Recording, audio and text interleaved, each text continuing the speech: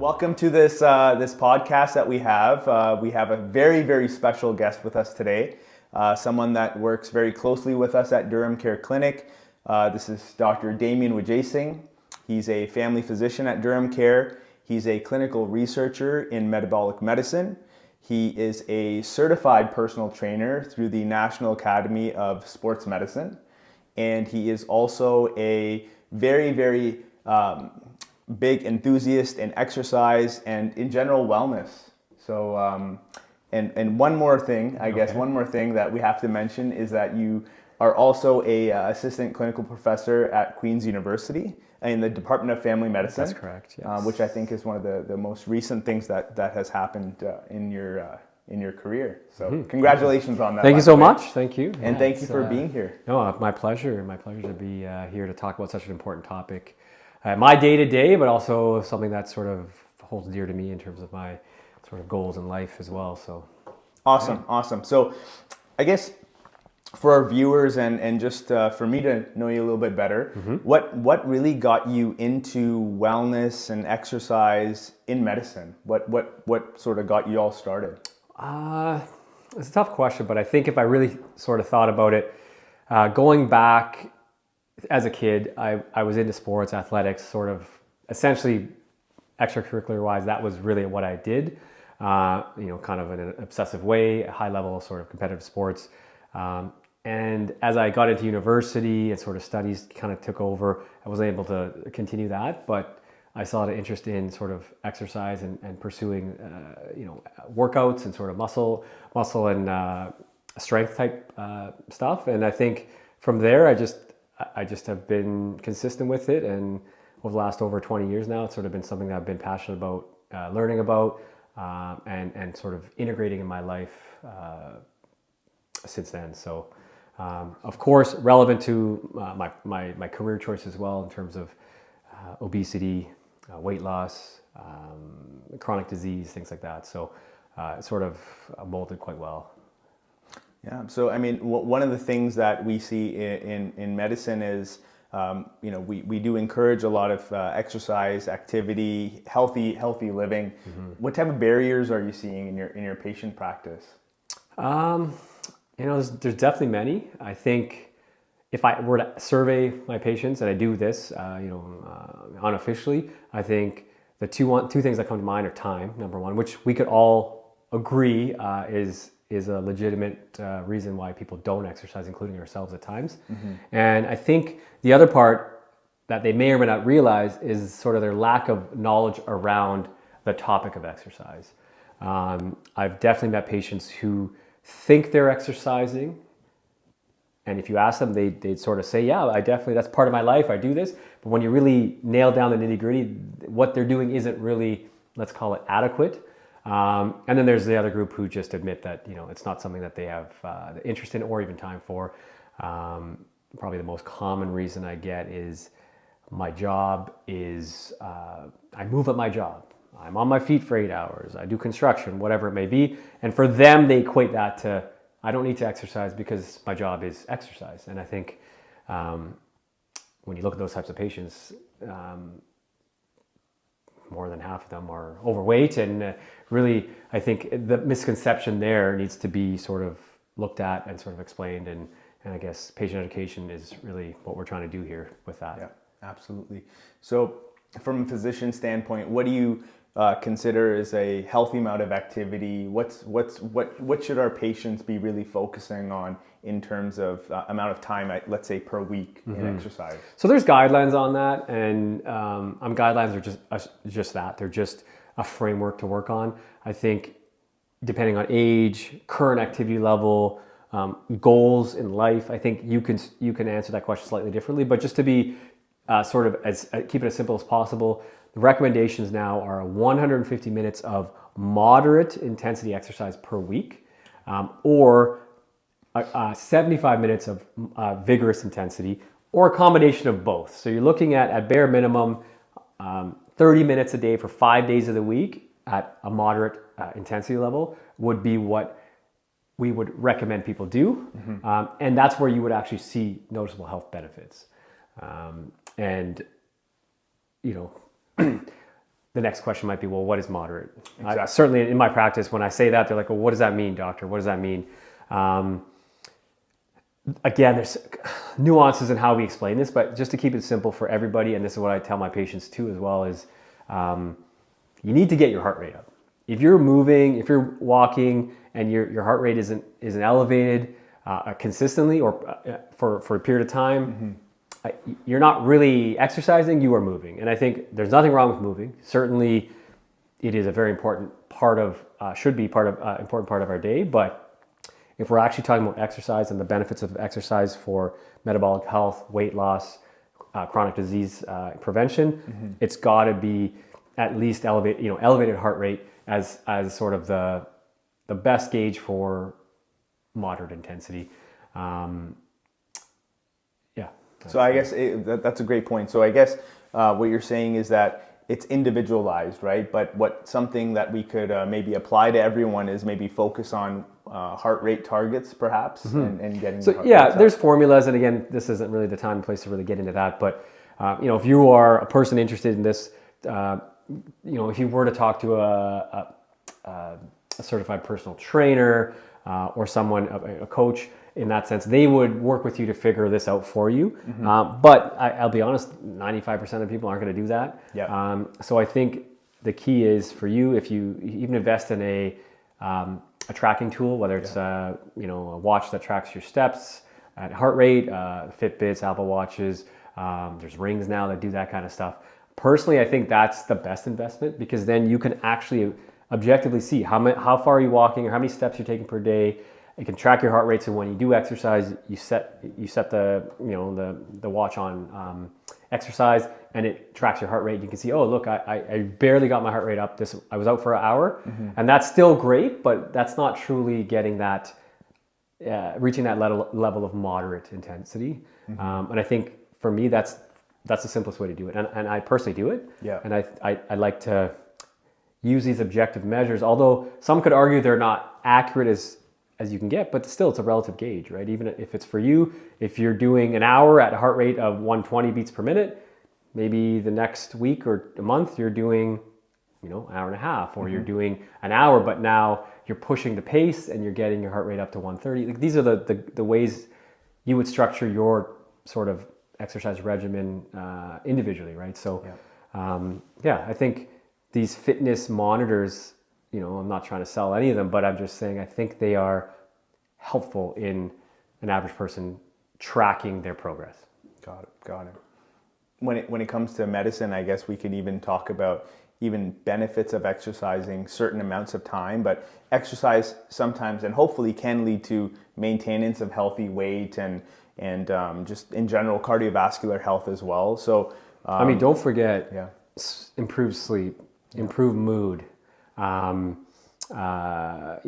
obviously weight loss, improved body image, which then leads to improved self-esteem. Yeah. So all this stuff it's not just I need to exercise because my doctor told me or because I want to lose weight. Yeah. There is a sort of cascade effect of many parts of your life that may improve with exercising. And you mentioned mood and mental health. It's huge. As well, it's right? 1/3 of the appointments I see on a daily basis is around that. Yeah. And again, anecdotally, if I were to ask these patients, do you exercise? Yeah. Majority of them say no. And I'm not also saying that is the cure for anxiety and depression, but certainly you can improve your likelihood of improving. You can improve the ability to manage these types of things with exercise. Yeah. So I think it's got to be a big part of everyone's lives. Absolutely. And just to remind to viewers, 5 to 10% weight loss through exercise, through diet, can improve outcomes when it comes to blood pressure, cholesterol.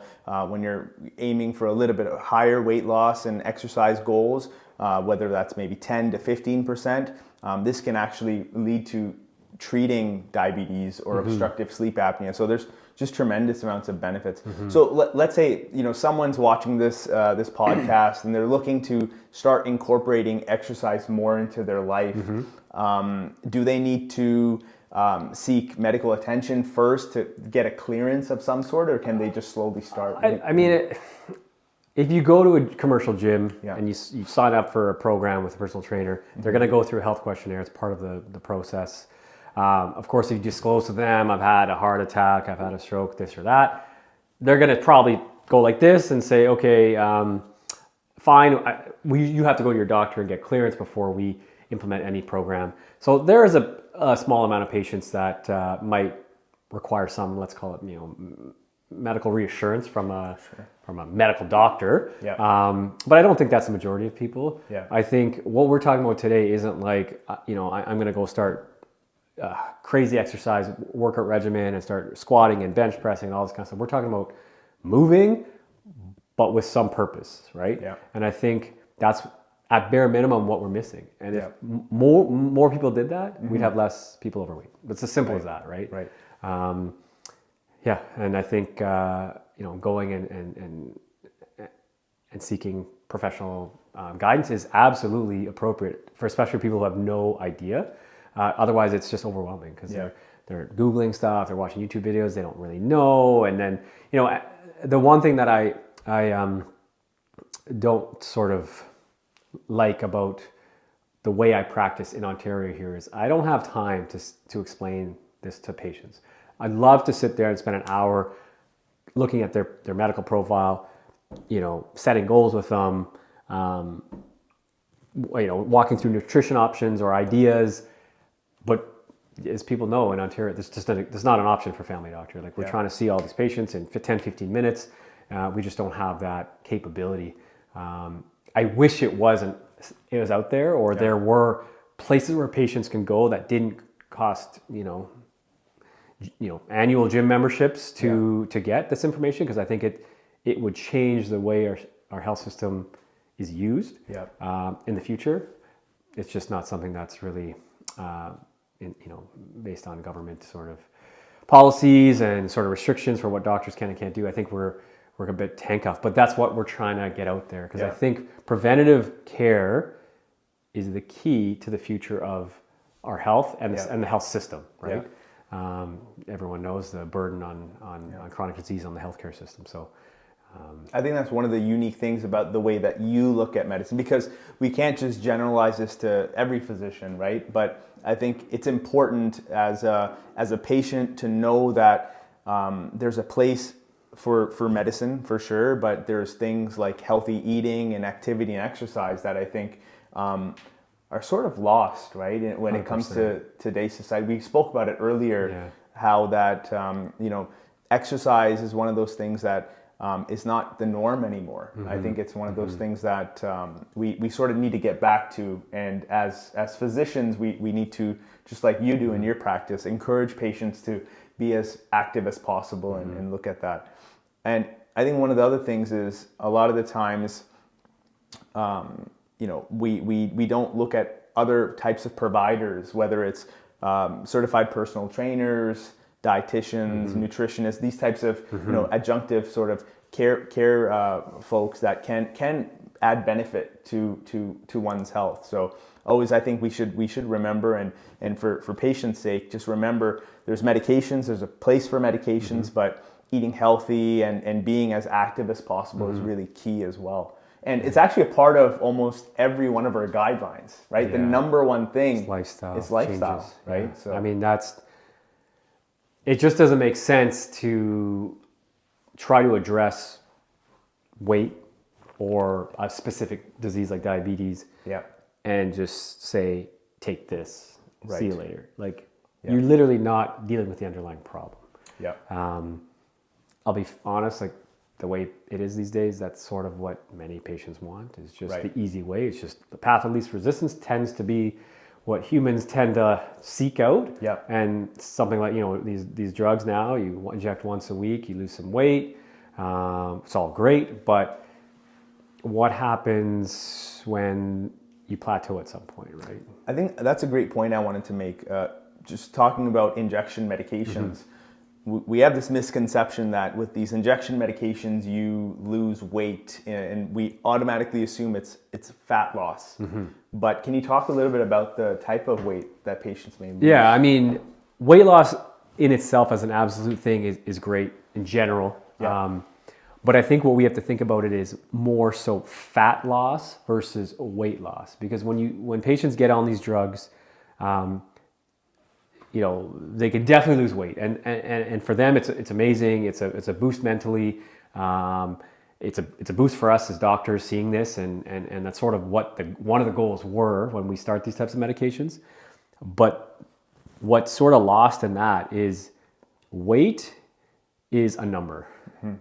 Body composition, fat, muscle, bone, all of that is important as well. And I think if you're losing weight, 30 pounds of it, and 15% is muscle and 15% is fat, on the scale you're cheering because everything looks good, but you've lost 15% of muscle, which is integral to your future in terms of arthritis, mobility, falls risk, all this kind of stuff that as we all get older, we start to notice.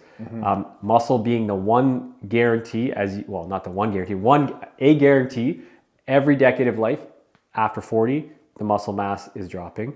And certainly hard to get back once that's started. So, dropping 50 pounds or 100 pounds, but 50 of it is muscle, that's a big problem. And I think people don't think like that. Yeah. Not because they, are ignoring it, but they don't know it. And this is another thing we're trying to get out there is, weight loss is important, but fat loss is preferable with, and maintaining that muscle. So that's a whole nother area of health and prevention, is sort of maintaining muscle mass over life, really. Yeah.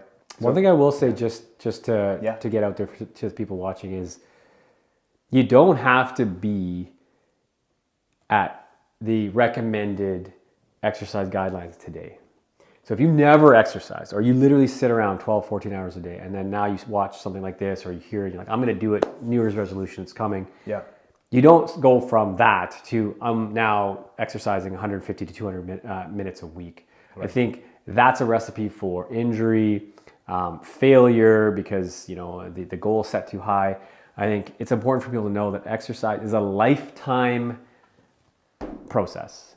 Okay, so 1 week, 1 month, even 1 year doesn't matter when you have 50 years to go, right? So it needs to be sort of, depending where you are in life, slow and steady is really the best way to go. And that applies to almost everything in life, right? Yeah. Saving money, same thing, slow and steady, right? Not trying to do it too much either way. When it comes to even diets or nutrition, crash diets or cutting calories to this, all these extremes get people really nowhere. Yeah. But if you are making the changes gradually over time, I think that is where you succeed for life. And that's the goal here. The goal is long-term. The goal isn't, fit my wedding dress or, look good for this presentation I may be giving, right? And I think it's important to get people to understand that. I do have a quick story that I want to tell you along absolutely. This topic, because it really illustrates this point I just made. I had a guy come in 3 months ago. I told him he has diabetes, and of course he wasn't too happy about it, but he did accept that fact. Some people don't, but he did. And he said, Doc, I got to do something here. And I said, great. And I sort of walked him through sort of what I do. I just sort of give him some motivation. And he's the type of guy who liked to hear that. He said, I'm going to go do something. I'm going to do it. I'm going to work out and exercise and change my diet, all this kind of stuff. I didn't put him on any medications. He came back 3 months later, as they do for diabetic checkup.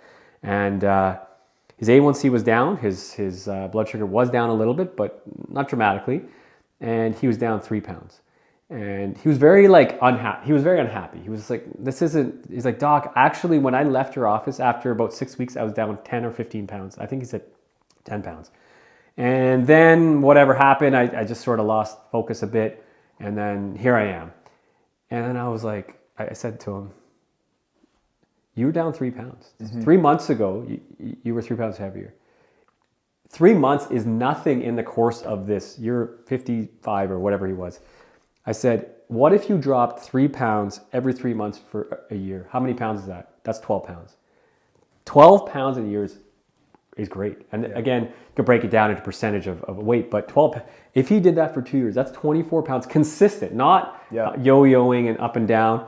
And he was like, oh, I never thought of it like that. Like that's how we have to talk to our patients is Absolutely. we don't need to set this unrealistic goal that's getting them down 20 pounds. Yeah. You got to get to 150. Come on, let's do it. Like, yes, that's not an unreasonable thing to say, but the path to get there needs to be achievable. And I think that's, even as practitioners, we say, oh, drop 20%, 10% of your body weight. And they calculate it and that's 30 pounds. How do I do that? I don't know. I guess I have to not eat. Yeah. And then maybe they achieve that, but a year later you're back in your office and it's no different, right? So absolutely. I think these little goals, like in this example, is a perfect illustration of how 3 months, and all of a sudden the pounds keep adding up, and now he's feeling better. He's built the habits, and I think that's, we all want the quick fix, and that's not really the way we should approach the other thing is, excellent example.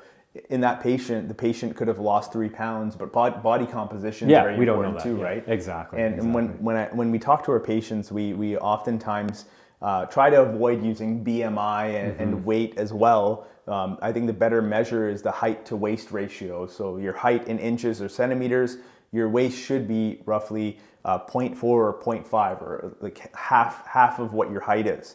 And the waist and central obesity is what we really worry about. The waist circumference, highly correlated to disease and longevity of life. So, but that's a great example. Yeah, and even speaking around that as well. Yeah. If you lose 3 pounds, but you've lost 3 pounds of fat, and even gain muscle, that's a win right there, right? I mean, exactly. Muscle generally is heavy. So he may have only been down 3 pounds, but he might have been actually down 5 pounds of fat, but up a couple pounds of muscle. And to him, he's on a scale, it doesn't, I know we didn't check his body composition, things like that, but, and nor do we generally in our practices, but you have to, explain these things to patients, because they get demoralized, and then it's over, right? Then it's back to sort of, oh, well, that didn't work, and I guess it is what it is, right? So focusing on how you're feeling as well. A lot of the times, things happening in your body, whether it's neurotransmitters and signals in your body improve, mood improves, right? So just, I think to your doctor about how you're feeling as well just keeps you motivated, right? Keeps things going. So no, that's important as well, for sure. Any other final thoughts that you have for? Not really. Like I said, I feel like you and I could talk about this for hours on end, because there's so many aspects to this. And as I was saying earlier in the discussion, all of this doesn't apply to everybody, right? The general concept does, right? We talked about the importance of exercise and maintaining healthy weight and maintaining muscle mass. That is, everybody, whether you're 20 years old or you're 90 years old, that all matters. How you get there and how you do certain things could vary depending on age, depending on gender, depending on medical comorbidities, and current level of fitness. So I think you could get into those sort of details with patients or groups of patients, and that's sort of different paths. But as I said, overall, it's just the awareness and understanding that this is a lifelong thing, and it will improve your general health in many ways, as we said earlier. So awesome. Excellent. So if you had to give 3 tips to our viewers, what would they be? 3 tips. Ooh, I've got a lot of tips, but let's see. Number 1, keep it simple. I think that's a no-brainer. Exercise is not complicated. There's a term out there called exercise snacks. What that means is you break down your exercise into smaller sessions, 15 minutes. If you're trying to get to 30 minutes a day, like we said, 15 minutes in the morning, 15 minutes in the evening, you got your 30 minutes right there. Super simple, not complicated. Keep in mind, we want moderate intensity, whether it's jumping jacks in your basement, getting out there on the bike in your neighborhood, or even going for a brisk walk. 15 minutes, I don't think anyone could really say that they don't have that. Number 2, make it fun. I think that's very important as well. There's no point of picking activities that you don't enjoy, because the chance you'll sustain that is pretty much zero. So if you hate swimming, but you're saying to yourself, I'm going to get to the pool every day and swim, and that's where my exercise is coming from, I hate to break it to you, but that's probably not going to be a successful journey. Number 3 would probably be think long term. Like we said, this is not a short term thing. This is your life. This is a lifestyle, and it's important that we integrate exercise into our lives, not as an afterthought of something I might need to do at 9 o'clock at night after everything else has been done. So I think long term, small goals, and consistency. And I think, if you can incorporate those 3 concepts, I think you'll be okay. All right. Well, thank you so much for no problem. Anytime. Of course, I'm happy to talk to you about anything here related to this sort of aspect of medicine. So excellent. All right. All right, Thank you for watching. Thank you.